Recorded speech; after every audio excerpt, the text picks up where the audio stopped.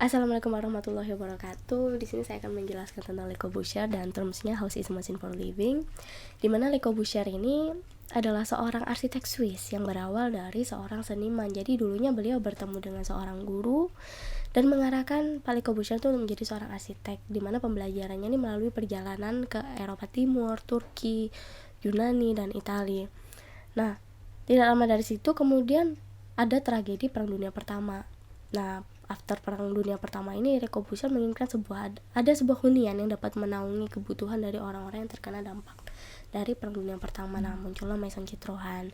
Kemudian beliau mencetuskan sebuah term House is a Machine for Living dan mengembangkannya pada sebuah bangunan Villa Savoy. Nah, so what is dari House is a Machine ini adalah dalam pemikiran Pak Le Corbusier ini mengacu pada cara kerja insinyur gitu.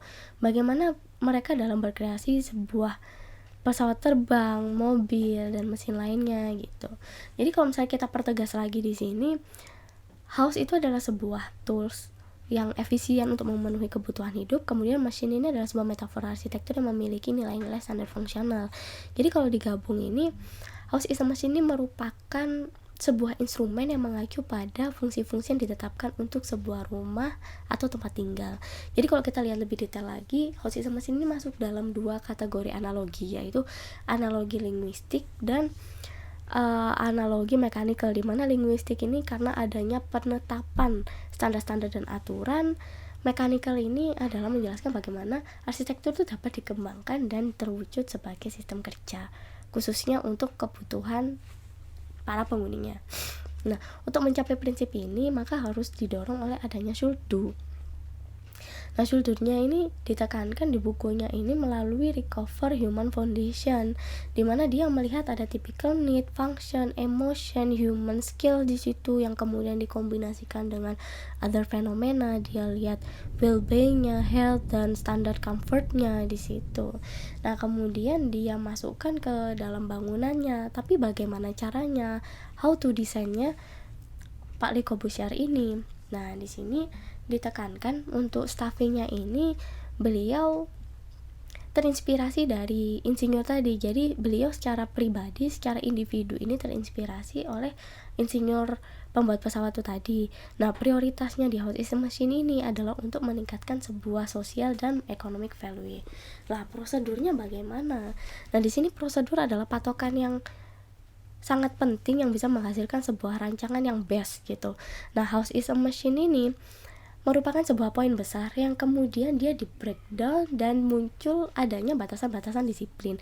Nah, dari batasan-batasan disiplin itu didetailkan lagi, kemudian ditemukan 3 poin yang menjadi kekuatan dari House is a Machine itu, yaitu ada fungsional, sistematis, dan juga properly state gitu.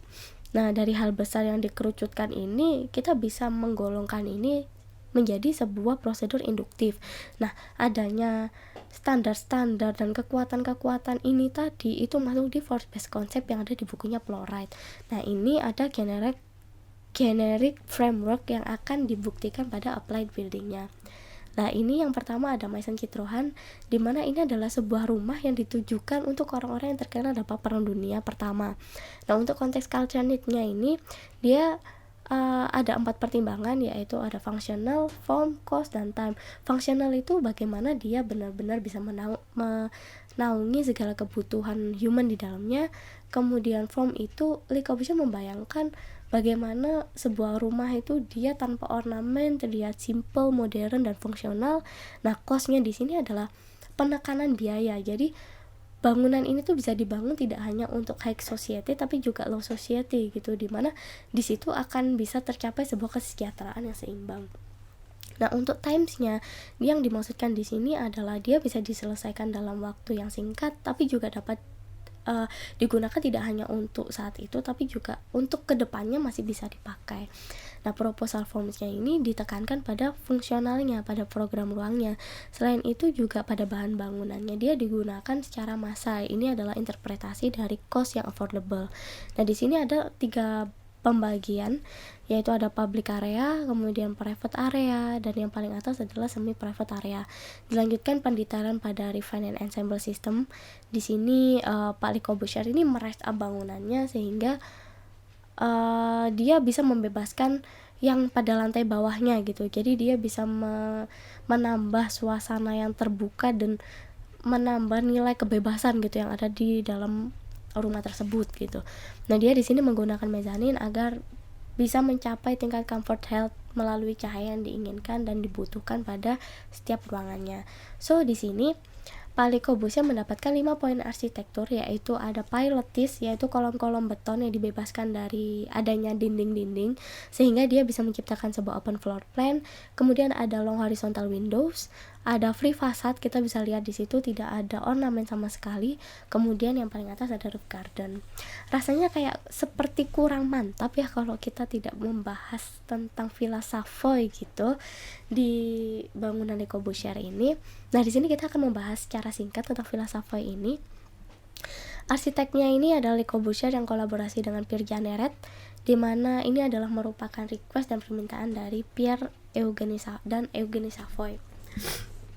Ada hal yang menarik di sini bahwa sebuah villa ini tidak hanya memasukkan sebuah terms dari House is a Machine itu, tapi juga pandangan Le Corbusier tentang Parthenon kuil Yunani. Jadi ini tuh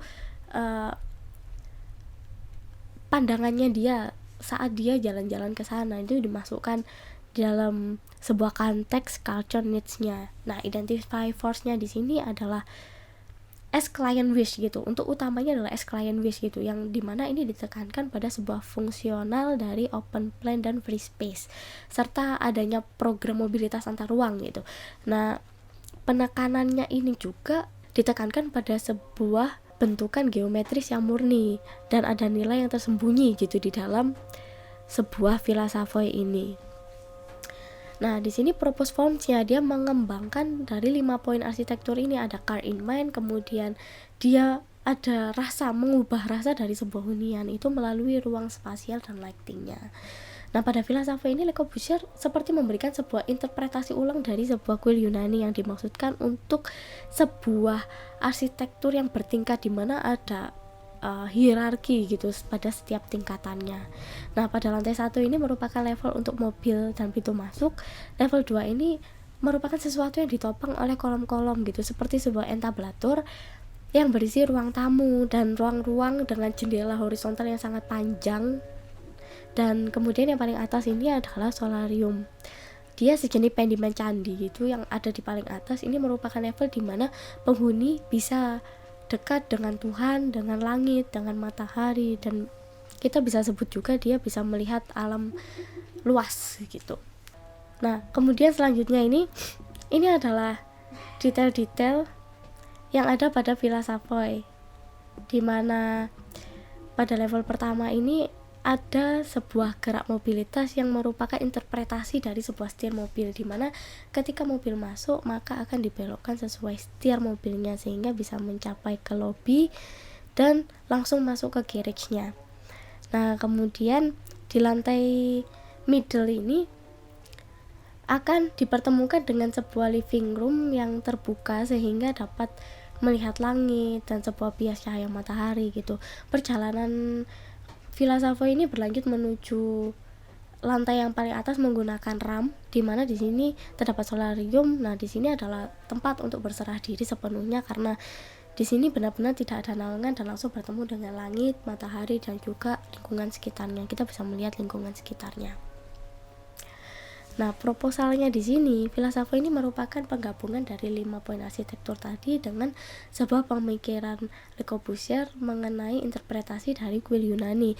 Nah, hal ini membuat Villa Savoy bisa mencapai titik di mana dia bisa membuat feel yang berbeda ketika berada di dalamnya, seperti yang dituliskan dalam buku Precision Le Corbusier tersebut. Kesimpulannya, what is dari House is a Machine ini adalah sebuah fungsional yang didukung dengan adanya should-do-nya, yaitu adanya sebuah standar logik yang ditetapkan kebutuhan untuk merecover human foundation tadi gitu melalui human scale, need, fungsinya sampai ke kesejahteraannya. Nah, dari hal itu kemudian diwujudkan dalam how to desainnya dari Pak Le Corbusier itu, di mana dia menggunakan force based concept dan di mana itu dilakukan dengan pendekatan kepada bagaimana spasial ruangnya, sistem produksinya yang menghasilkan sebuah whole building yang sesuai dengan standar yang telah ditetapkannya. Jadi sekian dari saya. Wassalamualaikum warahmatullahi wabarakatuh.